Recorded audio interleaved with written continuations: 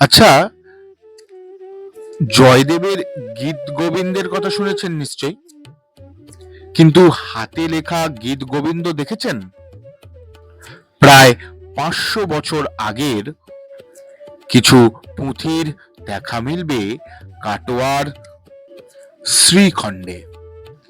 তুলট কাগজে অপূর্ব ছাপার মতন হাতের লেখা, বা শ্রীকৃষ্ণ কীর্তন লেখা রয়েছে তাল পাতার পুঁথিতে।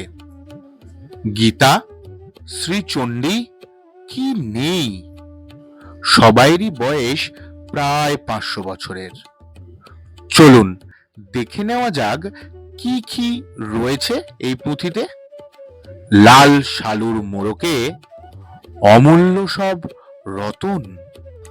পুঁথিগুলি দেখে নেওয়া যাক রঘুনন্দনের 17তম বংশধর নিমাই বিলাস ঠাকুরের কাছ থেকে।